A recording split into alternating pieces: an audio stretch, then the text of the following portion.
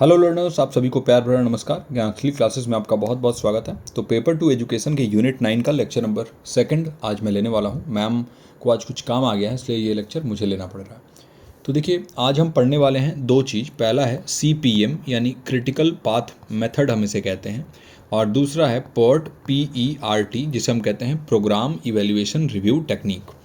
बहुत ही इंपॉर्टेंट है आपके एग्जामिनेशन के पॉइंट ऑफ व्यू से, और इससे रिलेटेड क्वेश्चन आता है तो बहुत सारे लर्नर्स जो है वो गलत करके आ जाते हैं। तो आज अच्छे से बिल्कुल ही डिटेल में समझेंगे ताकि आप क्वेश्चंस को सही कर पाओ, इससे रिलेटेड जो भी क्वेश्चंस आएंगे। तो क्या है प्रोग्राम इवेल्युएशन रिव्यू टेक्निक और क्रिटिकल पाथ मेथड? ये दो बहुत ही widely used project management technique हैं जो प्लानिंग करने में, शेड्यूल करने में, कंट्रोल करने में प्रोजेक्ट्स को हेल्प करते हैं। ठीक है, तो ये मैनेजमेंट के टेक्निक हैं।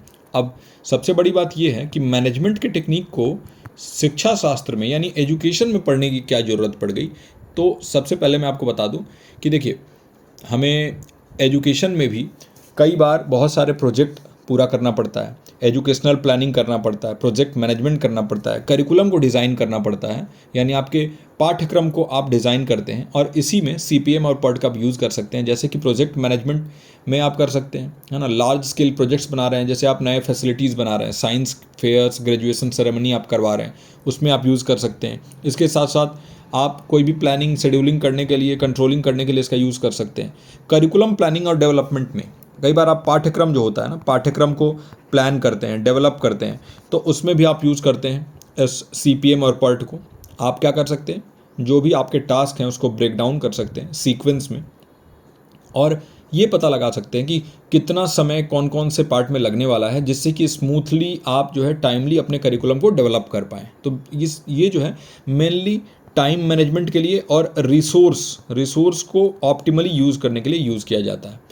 ठीक है, तो रिसोर्स ऑप्टिमाइजेशन, जिसमें जो संसाधन हैं आपके उनका बेहतरीन तरीके से उपयोग कर लो आप, और टाइम मैनेजमेंट एफिशिएंटली कर लो, इसके लिए आप जो है यूज़ करते हैं इन टेक्निक्स का। रिसर्च प्रोजेक्ट प्लानिंग करने के लिए भी, कोई भी अगर आप रिसर्च में कोई भी प्रोजेक्ट प्लानिंग कर रहे हैं उसके लिए भी आप ब्रेक डाउन कर सकते हैं रिसर्च टास्क को, और उनके टाइम ड्यूरेशन को जो है आप एस्टिमेट लगा सकते हैं कि कितना टाइम लगेगा। इवेंट प्लान करने के लिए, टीचर ट्रेनिंग और प्रोफेशनल डेवलपमेंट के लिए, और एजुकेशनल आउटकम के लिए आप जो है इनका यूज़ कर सकते हैं, है ना। एजुकेशनल रिसर्च में भी इसका इस्तेमाल कर सकते हैं आप। जैसे कोई बड़ा जो आपका रिसर्च प्रोजेक्ट है, डेटा कलेक्शन, एनालिसिस और रिपोर्टिंग में आप जो है स्ट्रक्चर्ड अप्रोच अपना सकते हैं, और उसी में आप जो है CPM और PERT को यूज़ कर सकते हैं। तो ये सिर्फ इंडस्ट्रियल और बिजनेस टूल ही नहीं, बल्कि एजुकेशनल फील्ड में भी बहुत यूज है, इसीलिए हम इसे एजुकेशन या शिक्षा शास्त्र में पढ़ रहे हैं, है ना। आप टाइम को या समय को जो है बहुत ही एफिशिएंटली यूज करना सीख जाएंगे। साथ ही साथ जो भी फंक्शनिंग होता है एजुकेशनल इंस्टीट्यूशंस में, और इम्प्रूवमेंट होता है टीचिंग लर्निंग में, उनके प्रोसेसेस में, इनका इस्तेमाल करके आप कर पाएंगे। तो ये था एक छोटा सा इंट्रोडक्शन। हम स्टार्ट करते हैं आज के इस लेक्चर को। तो unit 9 lecture number 2, let's get started. तो देखिए, CPM यानी क्रिटिकल पाथ मेथड और PERT program evaluation review technique, ये दो बहुत ही वाइडली यूज़ करने वाले जो प्रोजेक्ट मैनेजमेंट टेक्निक्स हैं। हम इनका यूज़ करके प्लानिंग करते हैं, या हम अगर कहें तो योजना बनाते हैं, शेड्यूल करते हैं, और कंट्रोल या नियंत्रित करते हैं जो भी प्रोजेक्ट्स होते हैं उनको, है ना। इन दोनों ही मेथड को हम यूज़ करते हैं ये पता लगाने के लिए कि कितना समय लगेगा किसी भी प्रोजेक्ट को पूरा होने में, और जो क्रिटिकल टास्क है उसको हम आइडेंटिफाई करने के लिए जो है वो इसका इस्तेमाल करते हैं कि कौन कौन से इसमें इंपॉर्टेंट या महत्वपूर्ण कार्य हैं। देखिए, इनमें सिमिलैरिटीज़ तो हैं, लेकिन इनके एप्लीकेशन या अनुप्रयोग में और जो अप्रोच है, जो दृष्टिकोण है, उनमें डिफरेंसेस हैं। तो हम अच्छे से समझेंगे CPM और PERT को, अच्छे से पूरे लेक्चर को देखिएगा। तो देखिए, CPM क्रिटिकल पाथ मेथड, इसको डेवलप किया गया था 1950 में, और मतलब लेट 1950s में, 1950 नहीं 1950s में इसको डेवलप किया गया था। मतलब आप मान के चलो कि 1957, 58, 59 इस टाइम पे। और किसने डेवलप किया था? डुपॉन्ट कंपनी ने, है ना।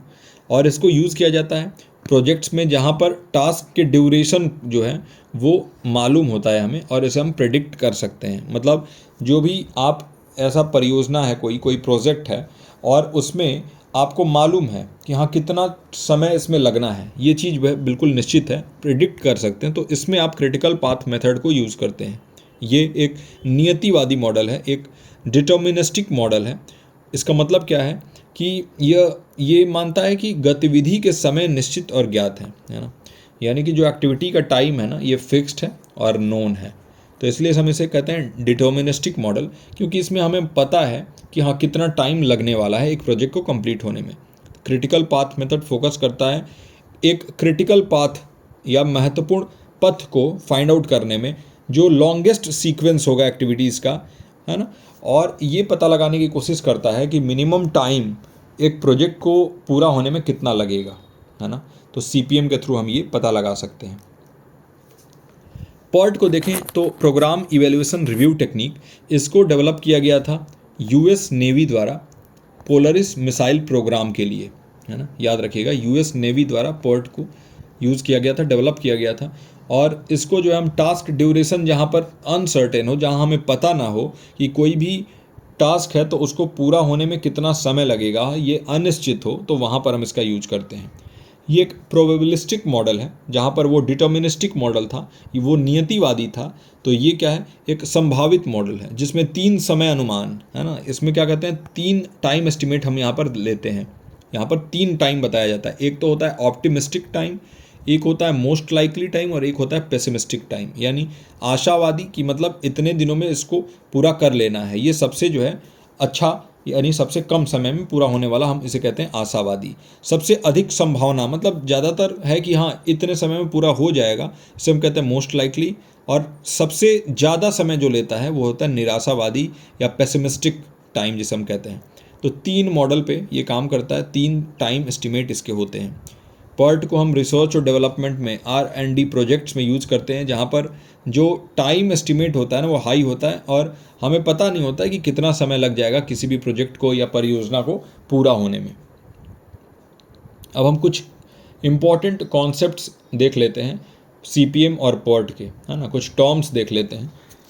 तो सबसे पहले है एक्टिविटी। क्या होता है एक्टिविटी? कोई भी एक इंडिविजुअल टास्क या पीस ऑफ वर्क जो प्रोजेक्ट का पार्ट होता है, हम इसे कहते हैं एक्टिविटी। तो मान लीजिए कि एक बहुत बड़ा प्रोजेक्ट है, एक परियोजना है, तो उसके छोटे छोटे एक्टिविटीज़ हैं। फॉर एग्जांपल आपको ब्रिज बनाना है, तो ब्रिज बनाने के लिए आपको क्या करना पड़ेगा, स्लैब्स बनाने होंगे, है ना, स्लैब्स बनाने होंगे। उस स्लैब को आप पिलर पर रखते हो, तो ये स्लैब बनाना क्या हो गया, एक एक्टिविटी हो गया। पिलर बनाना क्या हो गया, ये दूसरा एक्टिविटी हो गया। तो ये एक्टिविटीज़ जो हैं प्रोजेक्ट के जो हैं छोटे छोटे पार्ट्स होते हैं।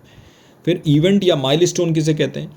तो कह रहा है कि देखिए, जब आप जो है स्टार्ट कर रहे हैं और जब आप कंप्लीट कर रहे हैं कोई भी एक्टिविटी को, है ना, तो उस समय को हम क्या कहते हैं, कोई इवेंट या माइलस्टोन कहते हैं। यानी एक या एक से अधिक गतिविधियों की शुरुआत या समाप्ति का प्रतिनिधित्व करने वाला समय बिंदु, हम इसे कहते हैं इवेंट या माइलस्टोन। नेटवर्क डायग्राम किसे कहते हैं? तो देखिए, एक ग्राफिकल रिप्रेजेंटेशन होता है प्रोजेक्ट के एक्टिविटीज़ का, है ना, एक पिक्चर के माध्यम से आप प्रोजेक्ट के एक्टिविटीज़ को बताते हो, डायग्राम के थ्रू समझाते हो, उनके सीक्वेंशियल रिलेशनशिप्स को बताते हो, है ना। तो इसमें जो है सारी चीज़ें वहाँ पर पेपर में दी हुई होती हैं, और यहाँ पर जो नोड्स होते हैं वो इवेंट्स को दर्शाते हैं और जो एरो बने होते हैं वो एक्टिविटीज़ को दर्शाते हैं। तो कौन कौन से इवेंट, कौन कौन से एक्टिविटीज़ होंगे, ये इसके जरिए बताया जाता है। इसको हम कहते हैं नेटवर्क डायग्राम। क्रिटिकल पाथ क्या होता है? ये लॉन्गेस्ट पाथ है, ये सबसे ज़्यादा समय लेने वाला जो पाथ होता है ना एक नेटवर्क का, जो डिटरमाइन करता है शॉर्टेस्ट टाइम एक प्रोजेक्ट को पूरा होने में, वो होता है आपका क्रिटिकल पाथ। कोई भी डिले अगर एक्टिविटी में हो रहा है तो वो प्रोजेक्ट को भी डिले कर देगा, क्योंकि एक्टिविटी ऑफ कोर्स प्रोजेक्ट का ही पार्ट है। तो अगर एक्टिविटी में डिले होगा तो प्रोजेक्ट में भी डिले होगा। तो क्रिटिकल पाथ हम कहते हैं the longest path through the network that determines the shortest time to complete the project, है ना। अब अगला इंपॉर्टेंट टर्म है स्लैक या फ्लोट जिसे हम कहते हैं। तो वो समय की अवधि जो कि नॉन क्रिटिकल एक्टिविटी को हम डिले कर सकते हैं जितना, प्रोजेक्ट को डिले किए बिना। एक प्रोजेक्ट है, एक परियोजना आपने चालू किया, है ना, और आपको जो वो बफर टाइम मिल रहा है जिसमें आप कोई भी नॉन इम्पॉर्टेंट एक्टिविटी कर रहे हो, कोई भी इतना महत्वपूर्ण गतिविधि नहीं है उस परियोजना में, और उसके ना करने या करने से प्रोजेक्ट में देरी नहीं हो, उसे हम कहते हैं स्लैक या फ्लोट। तो आप इसे समझ सकते हैं बफर टाइम। बफर टाइम का मतलब एक एक्स्ट्रा टाइम आपके पास इतना है, ये आप समझ सकते हैं। अर्लीस्ट स्टार्ट टाइम जिसे हम कहते हैं EST, और अर्लीस्ट फिनिश टाइम जिसे हम कहते हैं EFT। तो earliest time an activity can start and finish, इसे हम कहते हैं earliest start time and earliest finish time, है ना। तो कितना जल्दी कोई काम स्टार्ट कर सकते हो आप और कितना जल्दी उसे फिनिश कर सकते हो, इसको हम EST और EFT से दर्शाते हैं।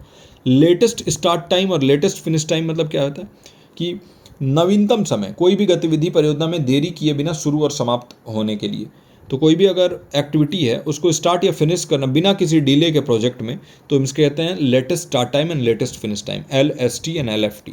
ये इंपॉर्टेंट जो टर्म्स हैं इनको मैं आपको बता रहा हूँ ताकि आप ये समझ जाओ कि हाँ ये जो है टर्म्स हैं इनमें। और अब हम समझते हैं differences between CPM and PERT, है ना, दोनों में क्या डिफरेंस है, इसको भी समझना बहुत इंपॉर्टेंट है। तो देखिए, सबसे पहले तो आपको ये मालूम होना चाहिए कि हाँ CPM जो है क्रिटिकल पाथ मेथड और PERT जो है ये क्या इसमें डिफरेंस है। CPM क्या होता है, ये एक डिटर्मिनिस्टिक मॉडल है ना, डिटर्मिनिस्टिक मॉडल है, जबकि जो PERT है ये प्रोबेबिलिस्टिक मॉडल है, ये संभावित मॉडल जिसे हम कहते हैं। और यहाँ पर जो है ना डिटर्मिनिस्टिक मॉडल है जहाँ पर आपको टाइम का जो ड्यूरेशन है वो फिक्स्ड होता है और पहले से पता होता है। तो यहाँ पर फिक्स्ड एंड नोन होता है जो समय की अवधि है, और यहाँ पर जो है ना अननोन होता है, पता नहीं होता कि कितना समय किसी भी प्रोजेक्ट को पूरा होने में लगेगा, है ना, फिक्स टाइम नहीं होता है।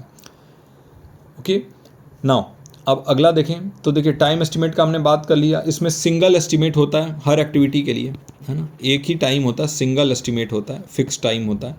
जबकि यहाँ पर हम 3 एस्टिमेट लेके चलते हैं, आपको अभी हमने बताया ना 3 एस्टिमेट्स होते हैं। पहला होता है आपका ऑप्टिमिस्टिक, दूसरा होता है आपका मोस्ट लाइकली, और तीसरा होता है आपका पेसिमिस्टिक। ऑप्टिमिस्टिक मतलब सबसे कम समय, पेसिमिस्टिक मतलब सबसे ज़्यादा समय, और मोस्ट लाइकली मतलब हाँ एवरेज में इतने समय में ये कार्य पूरा हो जाता है ना। एप्लीकेशन अगर देखें तो कंस्ट्रक्शन, मैन्युफैक्चरिंग और प्रेडिक्टेबल प्रोजेक्ट्स के लिए हम यूज़ करते हैं CPM को, है ना, कंस्ट्रक्शन में, मैन्युफैक्चरिंग में। और जो चीज़ें जिसमें हम प्रिडिक्ट कर सकें, पहले से ही बता सकें कि हाँ इतना समय लगेगा, वही रिसर्च एंड डेवलपमेंट में, है ना, जिसमें समय का अवधि का कोई पता ना हो। कोई नया प्रोडक्ट आप डेवलप कर रहे हो उसमें भी आपको नहीं पता है कि वो प्रोडक्ट जो है वो कब सक्सेसफुल होगा। और कोई कॉम्प्लेक्स प्रोजेक्ट हो, कोई बहुत ही ज़्यादा कॉम्प्लेक्स अगर आप परियोजना पे काम कर रहे हो उसके लिए। फ्लेक्सिबिलिटी की बात करें तो देखिए CPM में जो फ्लेक्सिबिलिटी होती है, जो लचीलापन है वो बहुत कम होता है, लेस फ्लेक्सिबिलिटी होता है ना। और सूटेबल होता है रेपिटेटिव टास्क के लिए। किसके लिए, ऐसे टास्क जिसे बार बार किया जा रहा है तो उसके लिए सूटेबल होता है। वही अगर हम बात करें इसमें फ्लेक्सिबिलिटी की तो ये ज़्यादा फ्लेक्सिबल होता है PERT, है ना। ऑफकोर्स फ्लेक्सिबल तो होगा ही क्योंकि यहाँ पर कुछ पता नहीं होता है। ऑप्टिमिस्टिक, मोस्ट लाइकली और पेसिमिस्टिक तीनों टाइमलाइन यहाँ पर दिया हुआ है ना। तो ये हाई अनसर्टेनिटी वाले टास्क के लिए, जहाँ पर बहुत कुछ जो है आपको पता ना हो और अनसर्टेनिटी बहुत ज़्यादा हो, है ना, अनिश्चितता जिसे हम कहते हैं वो बहुत ज़्यादा हो। प्रोजेक्ट कंट्रोल के बारे में बात करें तो ये टाइम और कॉस्ट को कंट्रोल करने के लिए यूज़ किया जाता है। टाइम एंड कॉस्ट को कंट्रोल करने के लिए CPM का यूज़ होता है। वही अगर हम बात करें PERT की तो इसको यूज़ किया जाता है टाइम को कंट्रोल करने और प्रोजेक्ट को कंप्लीट करने, इंश्योर करने के लिए। तो ये जो है इनके डिफरेंसेस हो गए। ओके, नाउ हम देखेंगे स्टेप्स कौन कौन से हैं CPM और PERT के।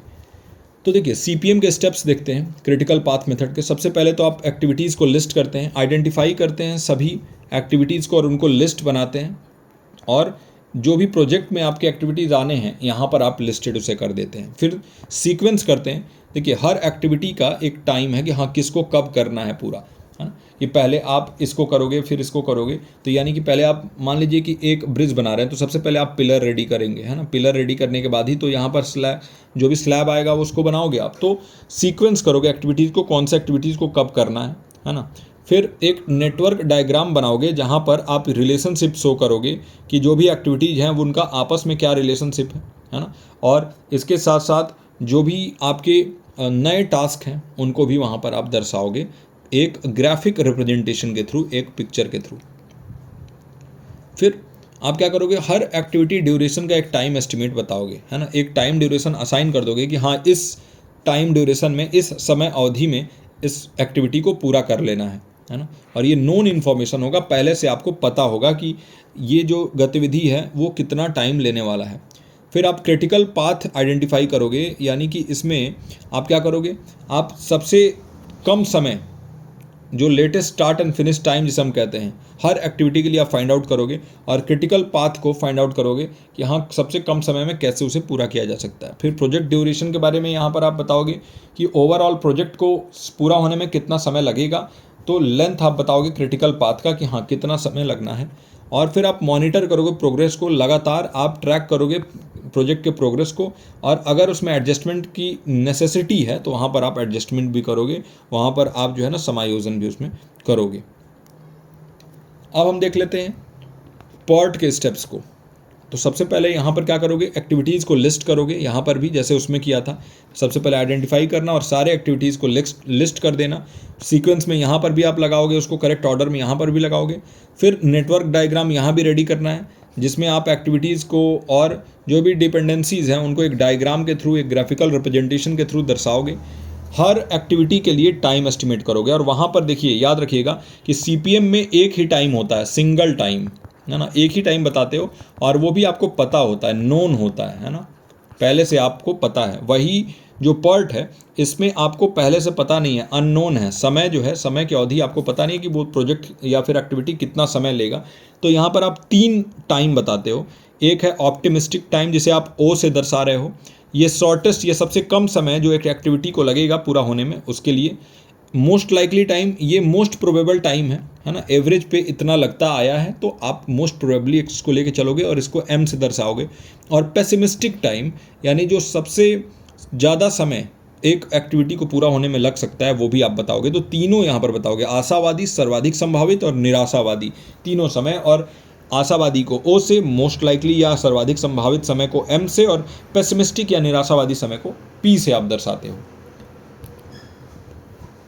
इसके बाद आप क्या करोगे, एक्सपेक्टेड टाइम को कैलकुलेट करोगे। देखिए CPM में टाइम आपको पहले से पता है, क्योंकि वहाँ पर रेपिटेटिव टास्क कर रहे हो। एक ही टास्क अगर बार बार हो रहा है तो आपको पता है कि हाँ ये टास्क होने में कितना समय लगेगा। लेकिन कोई अगर नया प्रोजेक्ट डेवलप कर रहे हो, कुछ नया डेवलपमेंट आप कर रहे हो, तो वहाँ पर आपको पता नहीं है कि कोई प्रोडक्ट जो है वो डेवलप होने में कितना समय लगेगा। तो आप क्या करोगे, एक्सपेक्टेड टाइम निकालोगे, जिसे दर्शाते हैं हम TE से। और TE कैसे कैलकुलेट कर सकते हैं, तो देखिए TE इज इक्वल टू, इसका एक फॉर्मूला है, O जो आपका ऑप्टिमिस्टिक टाइम है, प्लस 4 इंटू मोस्ट लाइकली जो समय है ना वो, और इसके बाद प्लस पेसिमिस्टिक या निराशावादी जो टाइम है वो। इसको आपने ऐड कर लिया तीनों को, और इसको आपने डिवाइड कर दिया 6 से, है ना। तो इससे आपका निकल गया क्या, ये है आपका एक्सपेक्टेड टाइम, ये है आपका ऑप्टिमिस्टिक टाइम, ये आपका मोस्ट लाइकली टाइम, इसको 4 से आपने मल्टीप्लाई किया, और पेसिमिस्टिक टाइम को यहाँ पर प्लस किया, और इसके बाद डिवाइडेड बाई 6 कर दिया। इसके बाद आपका जो है एक्सपेक्टेड टाइम निकल जाएगा। इस फॉर्मूला को याद रखिएगा, यहाँ पर दिया हुआ है।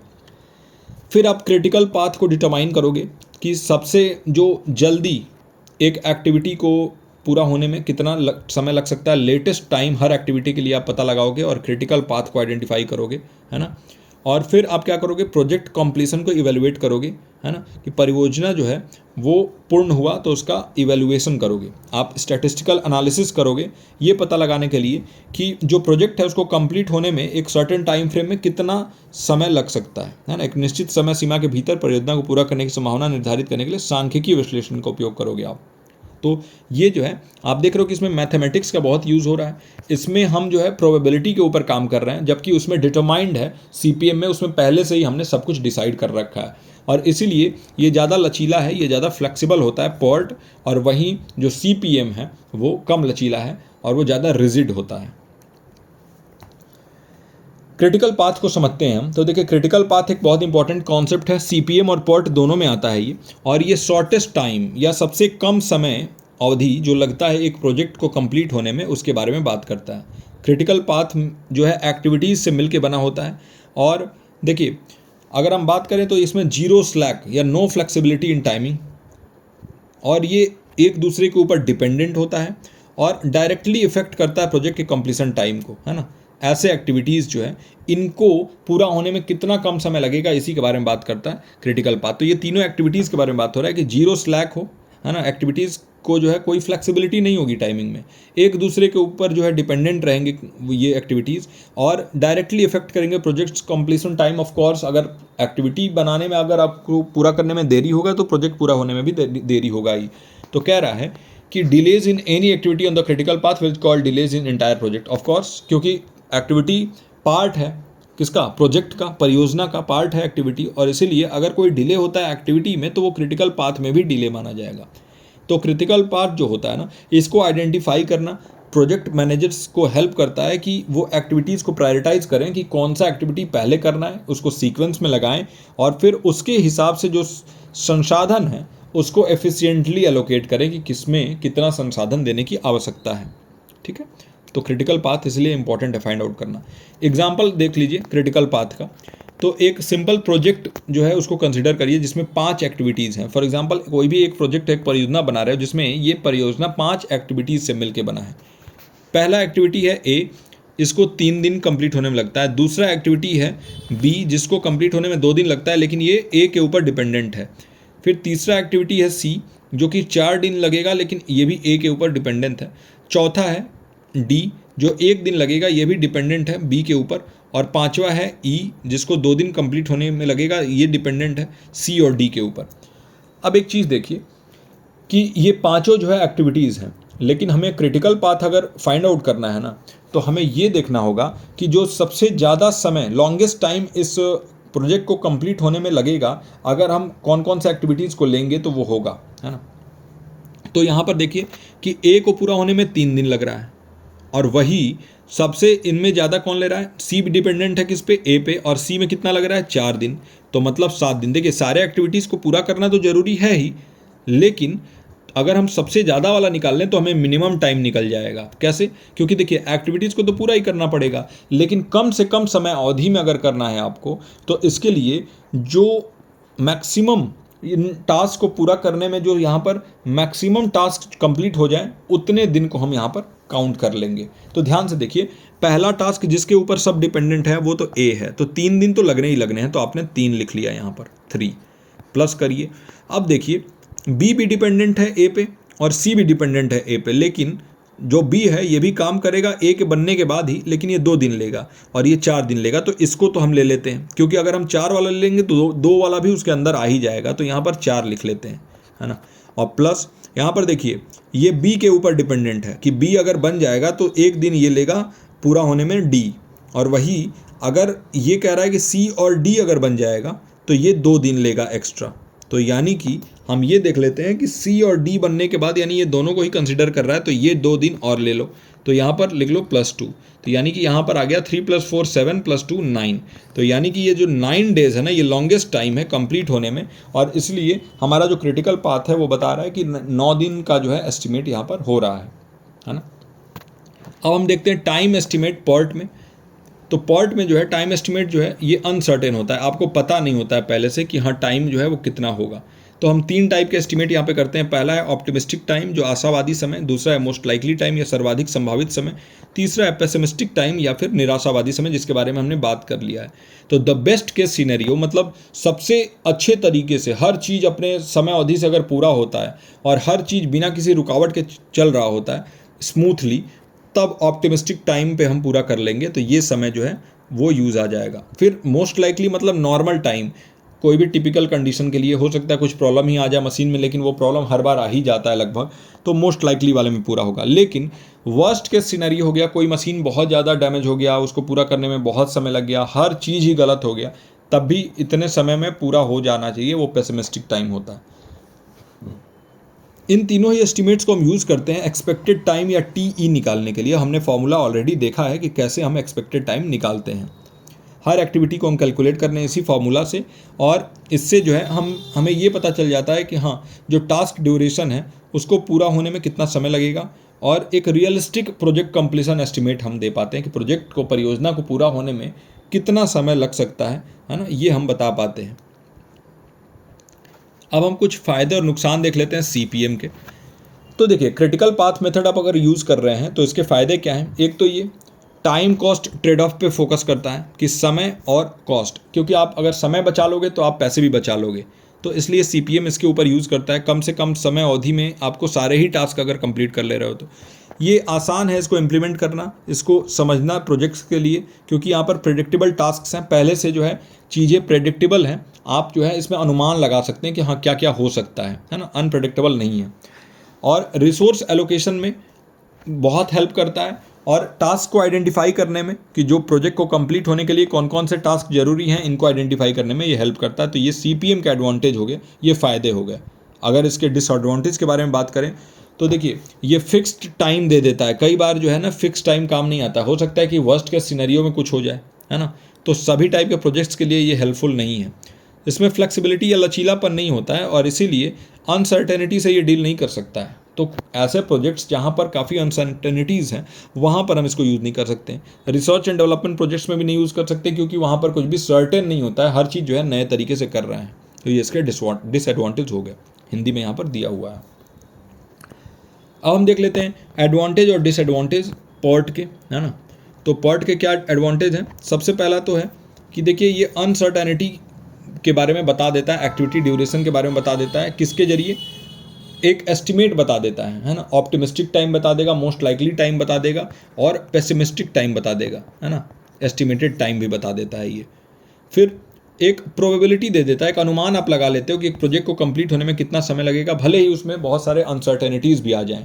रिसर्च एंड डेवलपमेंट में यूज आता है। टास्क ड्यूरेशन जहाँ पर डिफाइंड नहीं होता है वहाँ यूज आता है। नए प्रोडक्ट को आप डेवलप कर रहे हैं, कुछ नया अगर ला रहे हैं तो उसमें आपको ये हेल्प करता है कि आप जो है फिर भी आप समय को और रिसोर्सेज को अच्छे से मैनेज कर सकें, संसाधन को और समय को अच्छे से वहाँ पर आप प्रबंधन कर सकें उसका। इसके नुकसान क्या हैं PERT के, तो ये CPM से ज़्यादा कॉम्प्लेक्स है, क्रिटिकल पाथ मेथड से ज़्यादा कॉम्प्लेक्स इसलिए हो जाता है क्योंकि यहाँ पर स्टैटिस्टिकल एनालिसिस आप करते हो, है ना, सांख्यिकी का उपयोग करते हो, मैथमेटिक्स का यहाँ पर यूज़ होता है। 3 टाइम एस्टिमेट्स होते हैं, ऑप्टिमिस्टिक, मोस्ट लाइकली और पेसिमिस्टिक, और इसीलिए थोड़ा ये कॉम्प्लेक्स हो जाता है। इसमें हाई लेवल ऑफ जजमेंट चाहिए, एक्सपीरियंस चाहिए कि भाई आप एस्टिमेट लगा सको इन तीनों ही टाइप के टाइम को, है ना, ताकि आप जो है वो सही समय अवधि बता सको। और कई बार क्या होता है, ये जो बड़े परियोजनाएं हैं, जो बड़ी गतिविधियां हैं, इनके लिए बहुत ज़्यादा ये लोड भरा हो सकता है, बहुत ज़्यादा क्या हो सकता है इनके ऊपर कम्बरसम, यानी कि एक लोड आ जाता है, बहुत ज़्यादा जो है ये बोझ की तरह होने लगता है क्योंकि इसमें जो है समय और संसाधन का ज़्यादा उपयोग होता है। अब इनके अनुप्रयोग को देख लेते हैं। CPM और PERT का क्या यूज़ है। CPM को कंस्ट्रक्शन प्रोजेक्ट में यूज करते हैं, हम ब्रिज बनाने के लिए यूज़ करते हैं, स्काई स्क्रैपर जो ऊंचे ऊंचे बिल्डिंग होते हैं उनको बनाने में, रोड बनाने में हम यूज़ करते हैं क्योंकि यहाँ पर हर चीज़ जो है ना वो डिसाइडेड होता है पहले से ही, है ना। और ज़्यादातर क्या होता है वो इसको हम रेपिटेटिव टास्क के अंदर ले सकते हैं। मैन्युफैक्चरिंग और प्रोडक्शन में यूज़ आता है ये, इंडस्ट्रीज़ में रेपिटेटिव प्रोसेसेस जहाँ पर टास्क ड्यूरेशन में प्रेडिक्टेबल हो और जहाँ पर हम जो है पहले से ही बता सकें कि हाँ एक चीज़ को पूरा होने में कितना समय लगे। फॉर एग्जांपल आप पार्ले जी के फैक्ट्री में हो और वहाँ पर जो वर्कर काम कर रहे हैं उनको पता है कि एक बिस्किट को पूरा होने में, यानी कि उसको जो मैदा हम डाल रहे हैं, चीनी डाल रहे हैं और जो भी चीज़ें उसमें केमिकल्स डाल रहे हैं उसको करके, और जब उसको हम बेक कर रहे हैं वहाँ तक कितना समय लगेगा, ओवरऑल टाइम कितना लगेगा, ये जो है प्रिडिक्ट करने के लिए हेल्प करता है क्योंकि वो रेपिटेटिव टास्क है, रोज़ वही हो रहा है।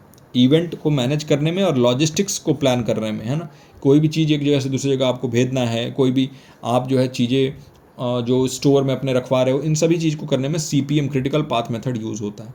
PERT का इस्तेमाल कहाँ है, तो रिसर्च एंड डेवलपमेंट प्रोजेक्ट्स में आप इसका यूज़ कर सकते हैं। नए प्रोडक्ट को डेवलप कर रहे हैं वहाँ पर, क्योंकि वहाँ पर अनसर्टेनिटी होता है, बहुत कुछ पता नहीं होता है, बहुत अनसर्टेन होता है चीज़ें। फिर कॉम्प्लेक्स प्रोजेक्ट जहाँ पर अनसर्टेनिटी ज़्यादा है, अनिश्चितता ज़्यादा है, वहाँ पर आप इसका यूज करते हैं। डिफेंस में और एयरोस्पेस इंडस्ट्रीज़ में यहाँ पर इसका यूज़ होता है PERT का। और आपको मालूम ही है कि स्टार्टिंग में जो है वो US नेवी ने ही यूज़ किया था इसको। फिर टेक्नोलॉजिकल डेवलपमेंट और इनोवेशन प्रोजेक्ट में इसका यूज़ होता है। कोई नवाचार आप कर रहे हो, कुछ नया कर रहे हो, तो वहाँ पर इसका इस्तेमाल होता है क्योंकि बहुत कुछ इसमें जो है पहले से ही डिसाइडेड नहीं होता है। इसके अलावा अगर हम एजुकेशन में, शिक्षा में इसका अनुप्रयोग देखें तो एक तो भाई करिकुलम को डेवलप करने में, पाठ्यक्रम को जो है उसका विकास करने में हेल्प करता है ये आपका। इसके बाद टीचर ट्रेनिंग में आपका हेल्प करता है, उनके जो करियर डेवलपमेंट है उसमें हेल्प करता है। फिर अगर कोई नया प्रोजेक्ट बना रहे हो आप, है ना, एजुकेशनल इंस्टीट्यूशंस बना रहे हैं कुछ नया प्रोजेक्ट, उसमें हेल्प करता है ना। तो ये है। इसके बाद से क्या करता है, प्रोजेक्ट मैनेजमेंट में, करिकुलम प्लानिंग में, रिसोर्स ऑप्टिमाइज करने में, इफिशिएंट टाइम मैनेजमेंट करने के लिए। इसके अलावा जो है इवेंट कोई प्लान कर रहे हैं उसके लिए ये यूज़ होता है। कॉन्फ्रेंस हो गया, सेमिनार हो गया, वर्कशॉप हो गया, ये भी तो ऑर्गेनाइज होता रहता है ना, तो इसके लिए ये इस्तेमाल होता है। तो यानी कि आप जो है टीचर ट्रेनिंग, प्रोफेशनल डेवलपमेंट में और एजुकेशनल आउटकम को इम्प्रूव करने में भी इसका इस्तेमाल कर सकते हैं। आप कोई भी एक्टिविटी है उसको प्लानिंग करना, शेड्यूलिंग करना, जिससे कि वो ज़्यादा ऑर्गेनाइज बन सके, है ना। अब एग्जांपल आपको देता हूँ कि एक सेमेस्टर का सिलेबस है, तो आपने क्या किया, CPM को यूज़ किया ताकि टीचर्स जो हैं वो सारे ही टॉपिक्स कवर कर पाएँ, एक टाइम फ्रेम आपने दे दिया उसी के अंदर में। इससे जो करिकुलम है आपका वो भी टाइम पे कंप्लीट हो गया और ओवरऑल एजुकेशनल आउटकम जो है वो भी बेहतर निकल गया। तो इसमें भी CPM का यूज़ हो सकता है। तो शिक्षा में भी इसका इस्तेमाल है, न सिर्फ इसका मैनेजमेंट में और जो भी परियोजना या प्रोजेक्ट्स वाले काम हैं इसमें ही है, और इसीलिए आप इसको एजुकेशन सब्जेक्ट में पढ़ भी रहे हैं। तो निष्कर्ष क्या निकलता है, कंक्लूजन क्या निकलता है? देखिए, दोनों ही CPM और PERT, है ना, ये दोनों ही जो है आपके बहुत ही पावरफुल प्रोजेक्ट मैनेजमेंट टूल्स हैं और आपके एजुकेशन में भी ये बहुत हेल्पफुल होते हैं, और इनको एजुकेशनल इंस्टीट्यूशंस भी यूज़ करते हैं बड़े प्रोजेक्ट्स को पूरा करने के लिए। जैसे कोई नया फैसिलिटी बना रहा है, कोई भी जो है नए प्रोग्राम्स को लॉन्च कर रहा है, उसके लिए ये एडमिनिस्ट्रेटर्स को और एजुकेटर्स को कुछ प्लान करना, कुछ शेड्यूल करना, कुछ कंट्रोल करना है, उसमें हेल्प करता है। कोई भी क्रिटिकल टास्क हो, कोई भी प्रोजेक्ट का टाइमलाइन एस्टिमेट करना हो, उसमें भी ये आपको हेल्प करता है। तो कुछ शेड्यूल करना, कुछ कंट्रोल करने के लिए हेल्प करता है। CPM ज़्यादा सूटेबल है ऐसे प्रोजेक्ट के लिए जहाँ पर टास्क ड्यूरेशन पहले से ही दिया हो कि कितना समय, कितना अवधि लगेगा उस चीज़ को पूरा करने में, जहाँ पर वो प्रिडिक्टेबल हो, पहले से पता हो, वो रेपिटेटिव हो, बार बार उस काम को किया जा रहा हो, उस चीज़ को करने में जहाँ पर अनसर्टेनिटी कम हो, अनप्रिडिक्टेबल ड्यूरेशन जो है वो ना हो, वहाँ पर ये जो है बहुत ज़्यादा आइडियल होता है ना। वही अगर हम PERT के बारे में बात करें तो यहाँ पर अनसर्टेनिटी जहाँ पर ज़्यादा हो, जहाँ पर बहुत कुछ पता ना हो, नए प्रोडक्ट को डेवलप कर रहे हैं आप रिसर्च एंड डेवलपमेंट कर रहे हैं, कुछ इनोवेशन कर रहे हैं, नए डिस्कवरी कर रहे हैं, तो वहाँ पर इसका इस्तेमाल होता है। इन टेक्निक्स को यूज़ करके जो प्रोजेक्ट मैनेजर्स हैं, जो एजुकेटर्स हैं, जो एजुकेशनल इंस्टीट्यूशंस के एडमिनिस्ट्रेटर हैं, वो ज़्यादा बेहतर तरीके से हैंडल कर पाते हैं बड़े से बड़े परियोजनाओं को। वो जो संसाधन है उसको एलोकेट कर पाते हैं सही तरीके से, और कोई भी चीज़ जैसे करिकुलम ही हो गया आपका, उसको आप डेवलप कर रहे हो तो टाइमली कंप्लीट कर पाओ उसको, तो उस टाइम को और टाइम के साथ साथ कॉस्ट को बचाने के लिए भी इसका इस्तेमाल होता है। तो ये था आपका CPM यानी कि क्रिटिकल पाथ मेथड हो गया और प्रोग्राम इवेल्युएशन रिव्यू टेक्निक हो गया। तो इसी के साथ इस वीडियो में यहीं तक। मैं मिलता हूँ आपसे अगले वीडियो में। आई होप कि आपको अच्छे से क्लियर हो गया होगा आज का ये लेक्चर। आप अपना और अपनों का ख्याल रखिए। नमस्कार।